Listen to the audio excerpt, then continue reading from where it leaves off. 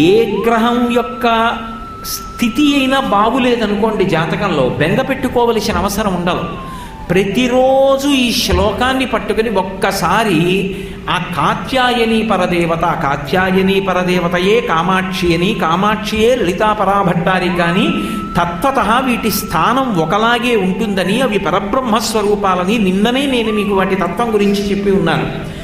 ఒక్కసారి ఆ పాదముల వంక చూసి నమస్కారం చేశారనుకోండి, 9 గ్రహాలు ఎలా అన్వయం అవుతున్నాయి అన్నది జ్ఞాపకం తెచ్చుకొని అమ్మవారి పాదముల వంక చూసి ఒక్క నమస్కారం చేశారనుకోండి, ఇప్పుడు అమ్మవారు ఏం చేస్తుంది? ఏ గ్రహముల యొక్క అనుగ్రహము చేత మీకు శుభములు జరుగుతాయో వాటిని ప్రోత్సహిస్తుంది, ఫలితాలు ఇమ్మని. ఏ గ్రహముల యొక్క ఫలితము వలన మీరు బాధపడతారో వాటిని అటువంటి ఫలితములు ఇవ్వవద్దు అని శాసిస్తుంది. ప్రభుత్వం అదే. మీరు ఒకటి బాగా గుర్తుపెట్టుకోవాలి, ప్రభుత్వంలోనే రేషన్ కార్డు ఇవ్వడానికి తాలూకా ఆఫీస్ ఉంది, ప్రభుత్వమే గ్రంథాలయం పెట్టింది, ప్రభుత్వమే వైద్యశాల పెట్టింది, ప్రభుత్వమే కారాగారం పెట్టింది, ప్రభుత్వమే న్యాయస్థానం పెట్టింది.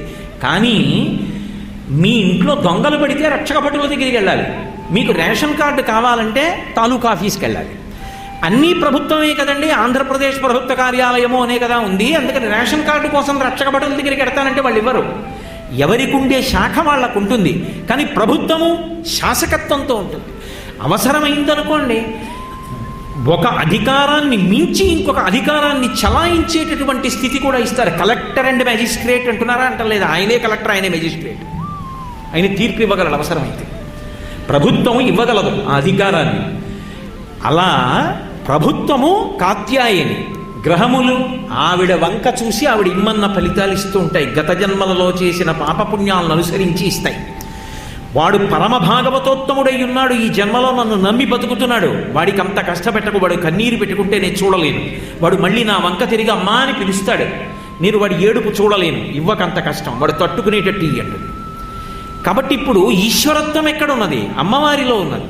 కాబట్టి అమ్మవారి పాదములలో గ్రహముల యొక్క సంచారాన్ని మీరు దర్శనం చేసి ఈ శ్లోకంతో నమస్కారం చేయడానికి అలవాటు పడ్డారనుకోండి, దధానో భాస్వత్త అమృత నిలయో లోహితవపు వినమ్రాణం సౌమ్యో గురురపి కవిత్వంచ కలయన్ గతౌ మందో గంగాధర మహిషి కామాక్షి భజతాం తమ కేతుర్మాత తవ చరణ పద్మో విజయతే. మూకశంకరులు జాతికి పెట్టినటువంటి అద్భుతమైన భిక్ష.